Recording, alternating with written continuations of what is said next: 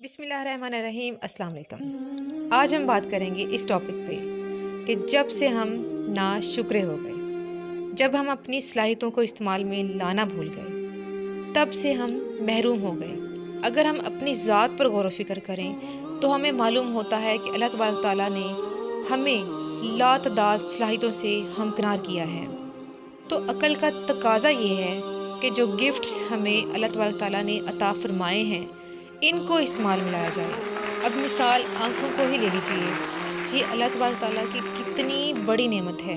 ये अल्लाह ताला की कितनी बड़ी नेमत है, लेकिन कभी ऐसा नहीं हुआ कि हम इन पर पट्टी बांध कर फिरते हों या इनसे दुनिया के नज़ारे, ये रंग, ये रौनकें ना देखते हों, क्योंकि ये वतीरा अक्ल है कि इनको बार बार इस्तेमाल में लाया जाए। आखिर सोचें कि हमने ऐसा क्यों किया है कि कभी भी हमने आँखों को बंद नहीं रखा। ऐसा नहीं हमने कभी किया कि इनसे कुछ कभी देखा ही ना जाए। हम इसलिए ऐसा नहीं करते क्योंकि हमें पता है कि इनका इस्तेमाल हमारे लिए कितना ज़रूरी है।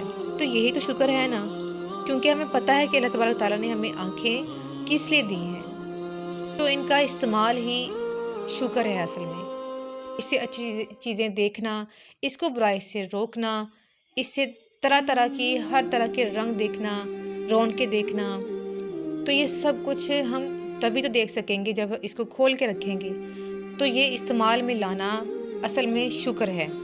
इसके अलावा अल्लाह ताला ने हमारे अंदर इंटरनल ऐसा निज़ाम रखा है कि खुद ब खुद एक सिस्टम है जिसके ज़रिए से ये काम सारा चल रहा होता है।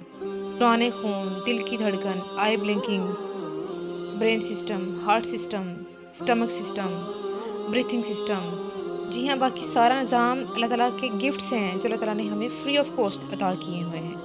लेकिन अब देखना हमने ये है कि यहाँ हमारा क्या रोल है, हमारा इसमें क्या किरदार है, हम इसको कैसे इस्तेमाल में लाते हैं। इसी तरह से हमें ख़जाना अल्लाह ताला ने दिया है सलाहियतों की शक्ल में, और अगर हम इसको इस्तेमाल में नहीं लाएंगे तो ये जंग आलूद सलाहियतें हमें क्या नाम देंगी। फिर यहाँ पर एक मुकाम ऐसा भी आता है कि ना हम खुद आगे बढ़ते हैं और ना ही दूसरों को आगे बढ़ने देते हैं। जो आगे बढ़ जाता है इसके बारे में हम ये सोचने लग पड़ते हैं कि इसकी किस्मत थी जिसने आगे इसको बढ़ाया, और फिर हम ये भी सोचते हैं कि हमारी ऐसी किस्मत कहाँ। फिर गिले शिकवे, और फिर यूँ हम खुद भी और पूरी सोसाइटी को भी मायूसियों के चक्करों में उलझा के रख देते हैं। यहाँ तक कि आजकल ये ट्रेंड बना हुआ है कि हर नौजवान ये कहता हुआ नज़र आता है कि पढ़कर करना ही क्या है, नौकरी तो मिलती नहीं। पहले बंदा उनसे ये तो पूछे कि आखिर तुमने पढ़ा कितना है, इसके पीछे तगदो कितनी की है, रातें कितनी जागी हैं, अपने पेट को भूखा कितना रखा है, खुद प्यासे कितने रहे हो। यहाँ तक कि लोग प्राइमरी तक जाकर भी ये कहते हुए नज़र आते हैं कि क्या करना है पढ़कर। इसी तरह से फिर पूरा गांव, पूरा कस्बा, पूरी सोसाइटी इसी सोच के पीछे अपने महदूद दायरों में लटकते हुए नज़र आते हैं। लेकिन मज़े की बात यह है कि इसी असना में अगर कोई शख्स, कोई नौजवान आगे बढ़ता हुआ देखते हैं तो इसे कोई और ही मखलूक तस्वर कर लेते हैं। या फिर ये कहा जाता है कि इसकी किस्मत थी या इसका कोई जैक लगा होगा। नहीं, बल्कि इसके पीछे मेहनत थी, वो सलाहियतें थी जिसको गिन गिन कर संभाल के नहीं रखा, बल्कि इसको इस्तेमाल में ला कर इसको जला बख्शा। हम जब भी किसी को आगे बढ़ता हुआ देखते हैं तो एक ये सोच उभरती है कि या तो उसकी किस्मत थी, या इसने कोई रिश्वत दी होगी, या कोई सिफारिश होगी, या कोई इसका कोई मुकाम होगा जिसकी वजह से वो आगे बढ़ा। हमारी तो ऐसी किस्मत कहाँ, हम तो आगे बढ़ ही नहीं सकते। तो दोस्तों, एक बात याद रखें कि हम महरूम खुद को खुद करते हैं। हम महरूम ही तब होते हैं जब देना भूल जाते हैं। जी हाँ, याद रखें कि हम महरूम तब होते हैं जब हम देना भूल जाते हैं। तो खुद को भी देना सीखें, फिर ही दूसरों को कुछ दे पाएंगे। तो खुद को देना यही है कि जो आपके अंदर एक कायनात छुपी हुई है ना, इस पर तदब्बर करें, इसको एक्सप्लोर करें। यही असल शुक्र है, क्योंकि जब महरूमी तभी जन्म लेती है जब नाशुक्री बढ़ जाती है। और जबकि शुक्र ये है कि जब हम खुदा की दी हुई नेमत को अपना लेते हैं। हमें तो ये भी पता नहीं है कि अल्लाह ताला ने हमें कितनी सलाहियतों से नवाजा हुआ है, हमें कितनी नेमतें अता की हुई हैं। अब हमें एक गार का पता ही नहीं, और फिर एक मौका ऐसा आता है कि जब हमें पता चलता है कि ये गार ایسی تھی کہ جو خزانے سے مالا مال تھی، تو سمجھ میں آتی ہے کہ جب اس تک جانے کا راستہ ہی ہمیں معلوم نہیں تھا تو پھر اس تک پہنچنے سے کے لیے منزل تک ہم کیسے جاتے۔ دوسری مثال ایسی زمین کو لے لیں جو جہاں سے ہمارا گزر ہوا اور ہمیں پتہ ہی نہیں تھا کہ یہ زمین کتنی زرخیز تھی، لیکن جب جیسے ہی پتہ چلتا ہے کہ اتنی زرخیز زمین تھی کہ ہم یہاں پر ہر قسم کے پھل پھول اگا سکتے تھے، ہر طرح کے اناج حاصل کر سکتے تھے، لیکن جب ہمیں پتہ ہی نہیں اس زمین کا، اس کی زرخیزی کا، اس پر کام کرنے کا، تو پھر ہم اس سے ایک فائدہ کیسے حاصل کر سکتے ہیں؟ دوستو، ہر چیز سے فائدہ لیا جا سکتا ہے اگر ہم محنت کریں، تدبر کریں، غور و فکر کریں، اس کے لیے تگدو کریں، بھاگ دوڑ کریں، محنت کریں، کوشش کریں، تو ہر چیز حاصل ہو سکتی ہے۔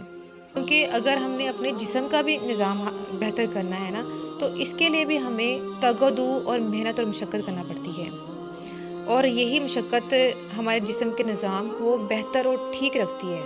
دنیا کے سائیکالوجسٹ، ڈاکٹر اس بات پر متفق ہیں کہ جتنا اپنے جسم کو حرکت میں لایا جائے، جتنا ان سے مشقت والے کام کیے جائیں، اتنا ہی جسم آپ کا ہیلدی رہے گا اور آپ کا انٹرنل سسٹم جو ہے وہ ٹھیک کام کرے گا۔ اپنے ہاتھ پاؤں کو ہی لے لیجئے، اگر ان کو جسمانی فزیکلی کاموں میں نہ لایا جائے تو ایک وقت آئے گا یہ بھی بیکار ہو جائیں گے۔ سوچیں اگر ہم ایسا کرنے لگ پڑیں کہ جہاں بیٹھے ہیں بیٹھے ہی رہیں، جہاں کھڑے ہیں کھڑے ہی رہیں، جہاں لیٹے ہیں لیٹے ہی رہیں، ایک سٹل اپنی لائف کو جو ہے وہ اتنا سست بنا لیں، اپنا لائف سٹائل بہت ہی ایزی وے میں لے جائیں، تو ایک ٹائم آتا ہے کہ ہمارے اعضاء جو ہے وہ کمزور سے کمزور اور بیکار ہونا شروع ہو جائیں گے۔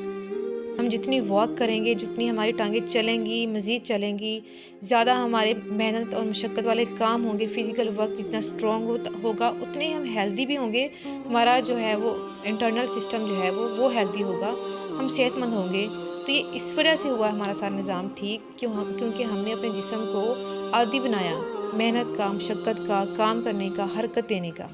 تو اس لیے کہتے ہیں کہ حرکت میں برکت ہوتی ہے، تو ہمارے کاموں میں برکت بھی تبھی ہوگی جب ہم حرکت میں اپنے آپ کو لائیں گے، جب کوشش کریں گے، بھاگیں گے، دوڑیں گے، کام کریں گے، آگے بڑھیں گے، خود بھی آگے بڑھیں، دوسروں کو بھی اپنے ساتھ آگے بڑھتا ہوا دیکھیں۔ تو یہی لائف ہے اور یہی اللہ تعالیٰ کا شکر ادا کرنا ہے ایک قسم کا۔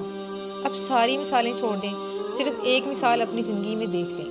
ہم جس ہاتھ کو لکھنے کے عادی بناتے ہیں، جس ہاتھ سے ہم لکھتے ہیں، اس ایک ٹائم آتا ہے کہ ہماری لکھائی میں ایک نکھار آتا ہے، ہم بہت ہی خوبصورت نام اپنا لکھ سکتے ہیں، بہت بڑی بڑی تحریریں لکھ سکتے ہیں، لیکن اسی طرح سے دوسرا ہاتھ بھی وہی ہے، آپ کا ہی ہے، ٹھیک ہے، لیکن آپ نے پہلے اس کو کبھی استعمال نہیں کیا، اور استعمال نہ کرنے کی وجہ سے آپ چاہے ٹین ایج میں آ جائیں، چاہے آپ 30+ میں آ جائیں، چاہے آپ جیسے بھی پڑھے لکھے جتنے بھی ایجوکیٹڈ پرسن ہیں، آپ کی اس لکھائی کو آپ دیکھیں جو آپ جس ہاتھ سے آپ نے بچپن سے لکھنا سیکھا ہے اور ساری زندگی آپ نے اس کو عادی بنایا ہے لکھنے کا، اس ہاتھ سے بھی اپنی تحریر لکھیں اور دوسرے ہاتھ سے بھی لکھیں، تو آپ کو سمجھ میں آ جائے گا کہ کون سی تحریر خوبصورت ہے، کس ہاتھ نے خوبصورت تحریر لکھی ہے، اور کس ہاتھ نے خوبصورت تحریر نہیں لکھ پایا اور کیوں نہیں لکھ پایا، اس پر ضرور سوچیے گا۔ اور یہ سوچ کر اگر آپ کو سمجھ میں آ جائے کہ اللہ تبارک تعالیٰ کی دی ہوئی نعمتوں کو، اس کی صلاحیتوں کو استعمال میں لانا کتنا ضروری ہے، اور اگر اس کو استعمال میں نہ لایا جائے تو اس کا نتیجہ کیا ہو سکتا ہے، تو یہ بات سمجھ کر ایک وقت آئے گا کہ آپ جب پیچھے مڑ کے دیکھیں گے تو آپ کو پچھتانا نہیں پڑے گا، کیونکہ آپ نے پہلے سے ہی بات سمجھ لی تھی کہ ہم نے محروم نہیں رہنا، بلکہ ہم نے اللہ کا شکر گزار بن کے رہنا ہے اور اپنی صلاحیتوں کو استعمال میں لانا ہے اور پھر آگے بڑھ جانا ہے۔ اللہ سے دعا ہے کہ اللہ تبارک تعالیٰ ہمیں اپنا شکر گزار بندہ بنائے اور ہمیں محنت اور مشقت کا عادی بنائے، اور ہمیں توفیق عطا فرمائے کہ اس کی دی ہوئی نعمتوں کا شکر ادا کرتے ہوئے ہم آگے بڑھ جائیں اور دونوں جہاں میں ایک مقام پا سکیں۔ آمین۔ بہت شکریہ۔